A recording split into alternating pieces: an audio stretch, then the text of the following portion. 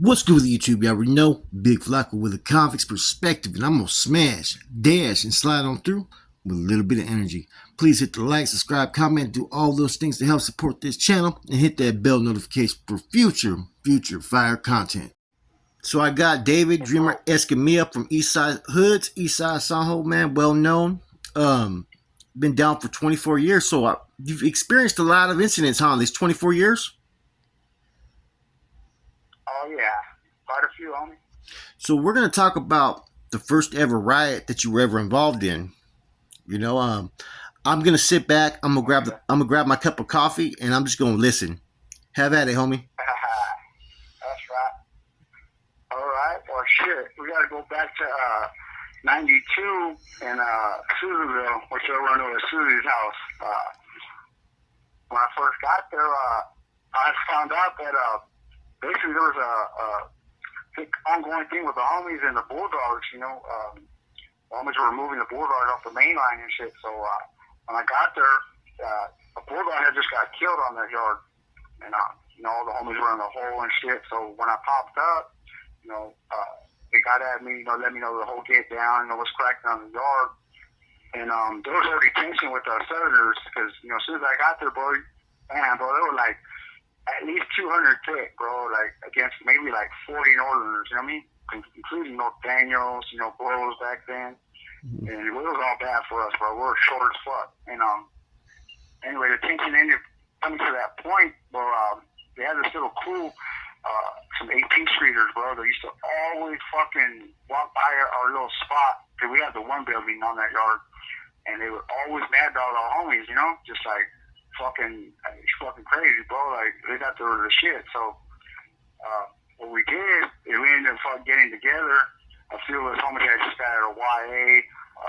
Homies had been around. I don't know if you know Pee-wee from Boreholes has been around, but he was there with me, and we came to the agreement that, hey, we're just gonna fucking set this shit off because there was already rumors floating around that they were gonna strike first. And so we put a little plan together. Basically, it was like myself and 3 other homies, bro. Some youngsters were with me, and what we planned on was we knew that the Southsiders were gonna want to go to R&R and get their packages and all that, try to get their shit before something cracked off.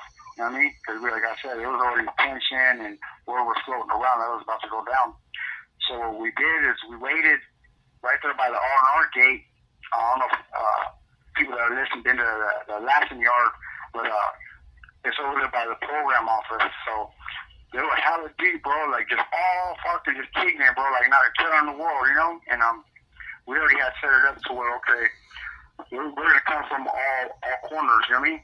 One homie's going to be on one side by the wall where the Southsiders usually kick it at, one be by the bars. We had it all planned out.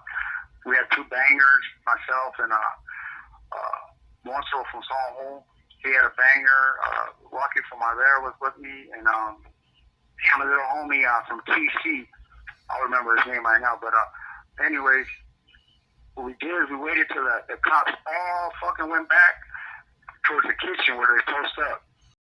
Yeah, anyway, so we had all our little posts set up, and actually on this one, some blood had to assist us, bro, because like I said, we were short, and bro, odds were pretty much against us on this yard, bro, and so we had a little plan of motion. And when I gave the homies the sign, what we did was me and the other homie with the banger, we rushed our targets. I went for that crew with the 18 streeters. They were like 15 deep. So I ran into that crowd.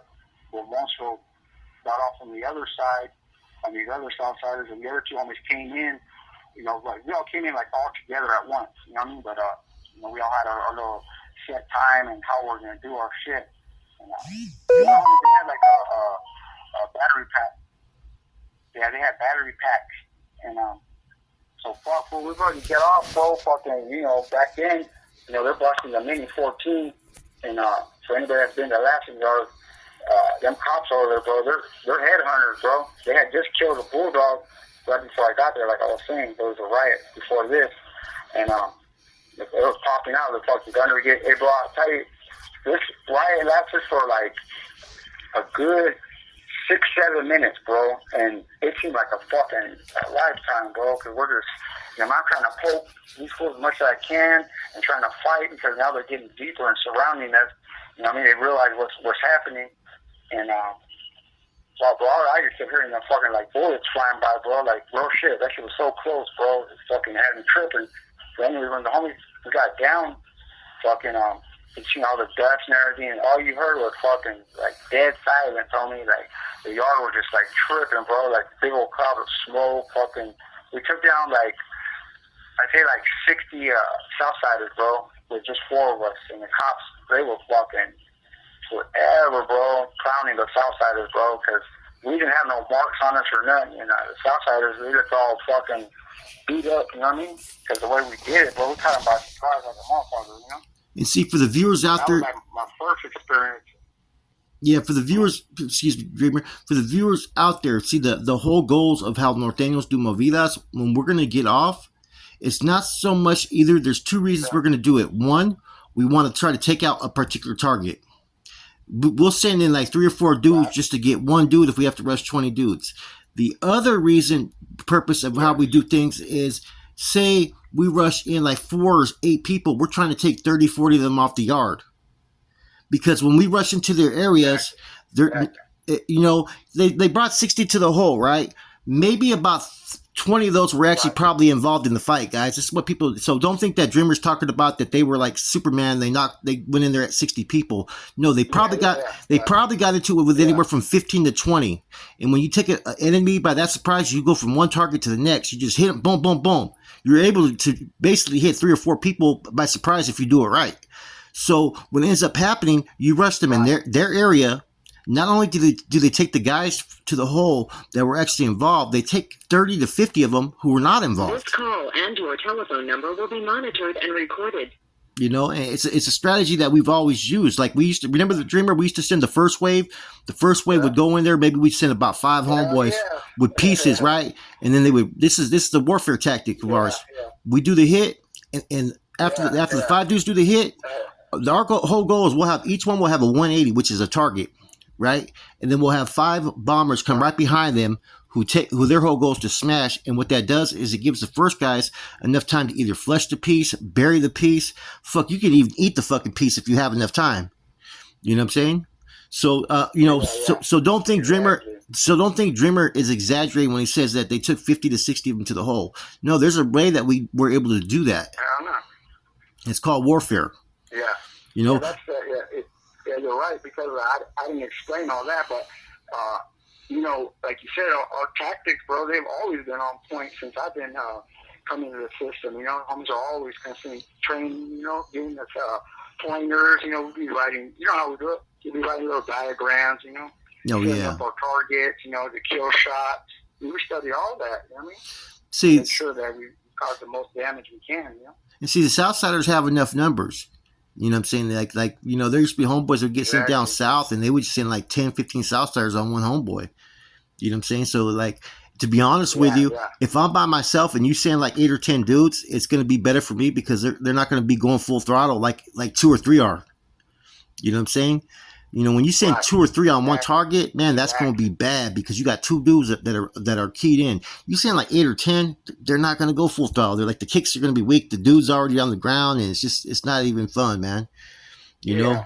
And see, in these type of situations, you find out where a man stands, huh? You know what I'm talking about, Dreamer? And not only, hell yeah, bro. Not only that, remember back then too, bro. This is in '92, bro. The war ain't over right there, bro. We go to AdSeg, and then they have fucking integrated yards. So you know what I mean? Oh. Round 2, round 3. You know what I mean? And how was that? Shit. Tell us about that since you were in the hole in Susanville. Okay. Yeah, the way they had it set up was this is what they were doing.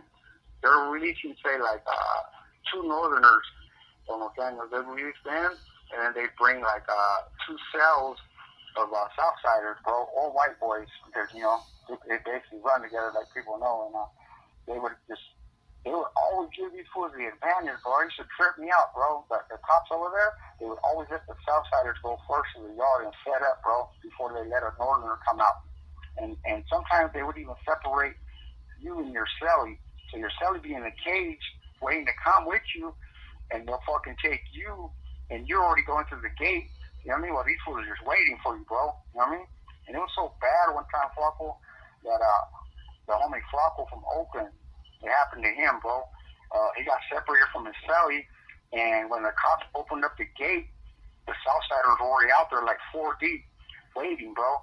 And they rushed the homie automatically. You know, they rushed him as soon as he came to the gate, and so he got the worse because the gunner, you know, back then the gunners, they were right on top of you, bro, right in that hole. They're like right on top of you, bro. So he shot the homie in the head, fucking knocked him out, and of course the Southsiders, you know, took advantage of that, bro, and just, you know, did the homie bad, bro. Like, I was like, man, all that shit was fucked up, you know. Well, I think a lot of that stuff that was going on in Susanville was for 2 reasons, right? I think the Norteños' natural relationship with the Africanos, right? Would always, you know, Susanville is a very redneck type of country. It's up in the sticks, you know what I mean? So therefore, they're a little bit more racist. Right. Therefore, they favoritize the whites there. Let's just keep it 100. And the whites' relationship with the Southsiders, of course, they were going to make it where it was disadvantaged for the Northerners and blacks, man. But more so the Northerners. I noticed that we got fucking more. I noticed when people talk about, okay, I brought this up many times, right? You know, especially in the streets when they talk about prejudice and racism and all this shit, right? I said, you know what? Try being a Norteño in prison in the 90s. You know what I'm saying? You want to talk about the group that was targeted the most? We were targeted more than any fucking other group in the system in the 90s. You know what I'm saying? You know, like you said, they weren't putting Africanos like that. It was always the homeboys they put out there, man. And like I said, I think there was a little bit of yeah, bro. Yeah. So how many times you get off in there? On that spot, I only had to go out twice. They kicked my door open twice, bro. But actually, what's fucking crazy is I'm on the other side where they're supposed to start in the rotation, and they come pull me out first, bro. I'm like, damn, way on this other side, bro. There's like hella homies ahead of me, but they came and got me. They're betting. Like, oh, yeah, this is set up. You know what I mean? They was betting on you, homie. 60 seconds remaining. So what people aren't talking about, right? And this is the truth, right? You know, like relationships are better. It's a good thing, like I said. You know what I'm saying? Having peace and you know, trying to teach the youngsters that we can change our ways, right? But during those time areas, there was a lot of fucking hate, bro. I mean, there was literally like, I went to a place where they were fucking gassing me. They were spitting at me. They called me every fucking name in the book, bro. You know what I'm saying? And us as Norteños, we were not allowed to get down like that, bro. We were not allowed to engage. So we'd have to sit there and just keep our mouth shut and fucking be disciplined and just, you know, while a bunch of people who just would so draw on us, man. You know, what else did you experience there during this time era, man? Yeah. This was your very first prison, right? This is my very first time right here, bro. And besides the riot, you know, this experiencing the integrated yards, or the bulldogs, you know what I mean? Already had been functioning with the bulldogs since YA, but the homies had green lighted them off that yard, so anytime the bulldogs came through, you had to smash them, you know? And you're saying about the racist part, bro, that's the only prison I've ever been to in my life, bro, where I seen a Confederate flag hanging. When you're coming into that prison, that shit tripped me out, homie. I was like, what the hell? Yeah. Confederate flag? Oh yeah, that's straight. That's straight racism, man. Like, you know, cold shit, bro. There's something about that about Susanville. They say, right, that I think it's like they say it may have been fucking built on an Indian burial site or something like that, because they say that prison just naturally wants to kick off. Like it just it's always kicking off over there for some reason. High Desert had the same type of fucking tune. You know what I mean? You know. Well, you can feel the bad vibes, like the energy when you're in that prison, bro. I felt it personally, bro. Like, man, it has its own aura about itself. You know what I mean? Like what you're saying? Yeah, so, I know that, bro. I felt that shit, bro. So 1992, you're in prison. What other groups were going at it at that time in prison? What other groups? At that time, we had the fucking Crips and Bloods. They had set it off on that yard. They was deep as fuck too, to be honest. Who? Crips. The Crips were? I remember the Bloods, right? The Crips. Yeah, the Crips. They was deep as fuck. Yeah, I remember the Blood, and they had gotten to a big old riot right there when I was there. the whites got into it with the homies, like, right after we all went to the oil. Yeah. We had a whole new crew of Northerners out there, and fucking the homies ended up setting it off with the whites. By then, I was already on my way to the bay, but Yeah. that yard stayed cracking, bro. So That yard stayed cracking. I'm gonna say something. Around that time, right? The blacks had a really stronger program around 92. 92 to the late 90s, they still had a little bit of a disciplined militant program. It was the white boys, man. No disrespect to the white boys, the Woods, whatever. They had one of the weaker programs at that time, bro. You know what I'm saying? The sex plane, the fucking, they all had like long hair and like they didn't look like, you know, nowadays they all have their head shaved and they're fucking more disciplined, they're more structured, man. So I brought that up before and I told people that, the whites in the early 90s, even up to the late 90s, they were not really a factor in prison. You know what I mean? The AB was kind of non-existent on those yards. And a lot of these dudes just got in where they fit in. And next thing you know, the same dudes that had long hair, right? All of a sudden they were going, hey, brother, fuck my lady, or fucking, you know, sex playing each other and doing all that shit, right?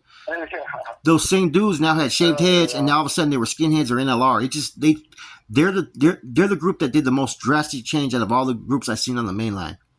Now, of course, when we were back in the shoe, it was a little bit different. True. You know, you had some ABs and NLR that were straight with it, but they changed their whole program. They started having like their own HHPs and their own discipline and their routine and all that stuff. But none of these groups were doing that back then, bro. You remember that? Like the stuff that we used to do, the Nortenos did, even the Southsiders, it'd be very rare for them to even be doing the rutina. They were coming to the yard with their shower shoes on and all kinds of shit. These were GP mainlines. You know? Am I lying? Yeah, you're right. And someone said that that's true. I had a someone said that I said, nah, I go, these dudes would have the communication amongst prison and these organizations were not like people thought. Yes, there was listas, right? But there was dropouts on those yards for both sides, Northerners and Southerners out there. So, you know what I mean? So depending on, go ahead. I'm gonna tell you for a fact, bro. There was a OG named Flacco from Salinas.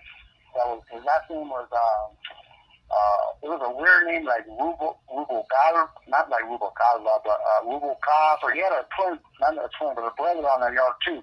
But this dude was a well-known dropout, bro. And homies, he was a joke, bro. Once you get out the way, bro, they let him plug in program, you know. Well, you got to remember the NR had a different attitude back then. It was they used to sit there and say, well, that's NF business. It's not our business. And so remember the NR used to have if you were an NR member, you were supposed to have 92 is when they started to enforce the NR. People don't realize that. It was around 1992 is when they started to implement the NR title, and you would have a channel to the Bay. And they had the little NRC up there, which were the Nuestra Raza Council, which was fucking Lalo from Parlier and Pizza from Stockton. Both those dudes were undercover canals, basically. And then every block would have a Nuestra Raza administrator. And you would, if you had an NR status, you would possibly have one of those individuals as your channel.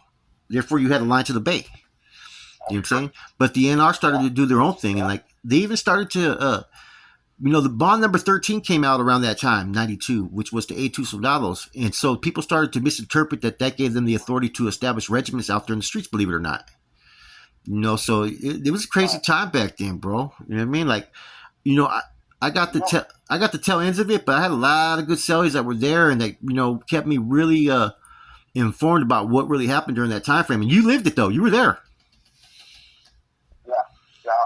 That's one thing I would say that I was fortunate about living that lifestyle at the time is the whole get down of the homies, the fucking organization, bro. It was man, bro. You wanted to be a part of it, bro, because you know what I mean. They had that. It was the fire, bro. People, the fire. See these dudes in the comments, right? We get these negative comments from time to time in there, right? They talk bad about us, but they don't realize that we made more sacrifices probably in fucking 6 months than they made in their whole life, right? Call and your telephone number will be monitored and recorded. What they don't realize was it was about carnalismo. It was about unity, and it was about spreading that carnalismo. It gave everybody a reason to fucking want to fight and do the things that we did. Without carnalismo, everything is dead, bro. You know what I'm saying? I don't need no fucking. I don't need a. It's like, for instance, I don't need anybody to help me make money. I was making money before I became part of anything. So why do I need to be part of something unless I feel the unity and respect and security that comes with it? And see, as soon as you get rid of the carnalismo, Right? nobody gives a fuck about it no more. And you know, and you probably have already experienced it on the SNY side. Okay, look, there's no more carnalismo. There's dudes that you that you meet there that are cool, that are respectful, and you can have a good solid rapport with. They're good dudes. But as far as overall collective, looking at every homeboy equally, nah, you can't do that no more. You know, it doesn't exist. That fire. Remember we used to use that word, the fire. You're striving. That used to be the word. He's striving over there. You know what I mean?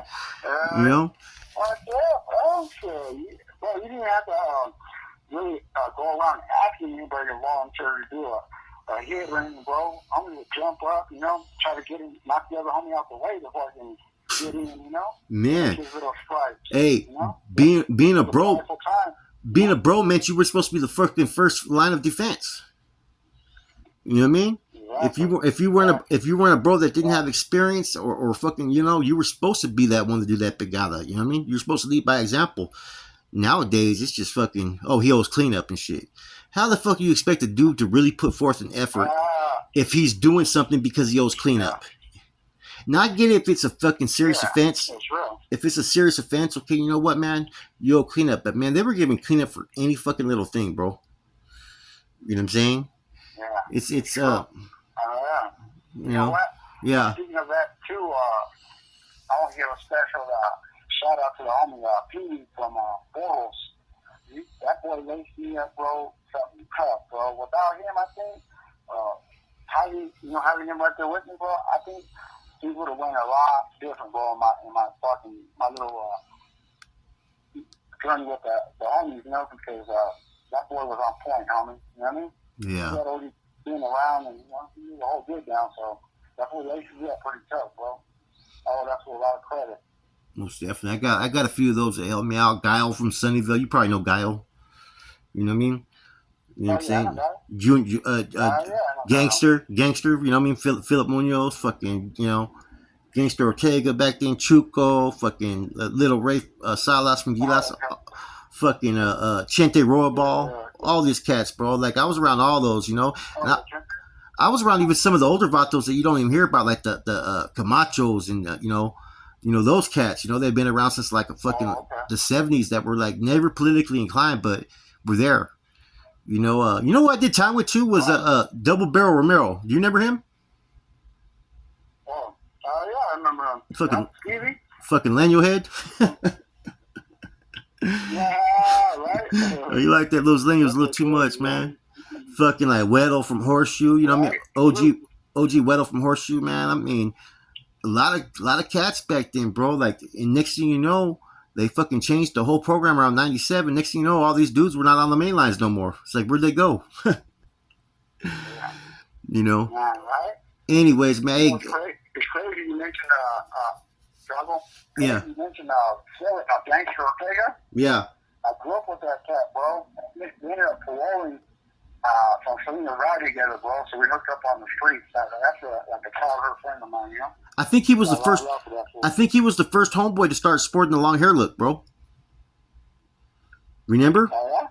Remember he had his hair long in the 90s? I can't remember. You know? I remember, yeah, but I don't know if you're right. Yeah. Because, I mean, back then, you see, this is what homeboys don't realize, too. When you had the Mongolian back in the 90s, it was basically this fucking sign. I mean, it was a sign of a warrior, right? But the reasons why homeboys were getting Mongolians was this would symbolize how long they were in the shoe for sometimes. When you got to the hole, you know what I'm saying? Homeboys started sporting the Mongolians and rocking the Mongolians to tell people, okay, that they've been in the hole that time. Therefore, when they came out the hole, fucking motherfuckers knew that dude with the fucking Mongolian that's coming out the hole, he's gonna be the first one ready to rock. Yeah, you better watch that motherfucker with that tail. That's that forky tail. Hey, I still. Oh, but oh shit! I never knew. I didn't know that. I never. Chuco had his little rat tail, bro. Yeah, you know, my dad had an actual trundle and a fucking little 2-man shoe on, bro. Brady, I'd be like, where you get those G's? Still rocking the fucking trundle, you know? Fucking incredible, bro. All right, man. Well, hey. Hey, I appreciate having you on. This was a good one, man. It's kind of cool to take it back to the active side. Inactive, go a little bit of, you know. At the end of the day, guys, like I said, this whole spiel is about this, man. Prison's real. As we've seen in the last year, people are losing their lives, catching time, man. Anything can happen, man. If you don't have to make those choices in your life to where you that could lead you possibly in prison, man, I suggest that you don't, man. But that choice is up to you. All we can do is hopefully give you enough information to where you can make an informative and wise decision. With that said, it's your boy Flacco. We got Dreamer on today. We out.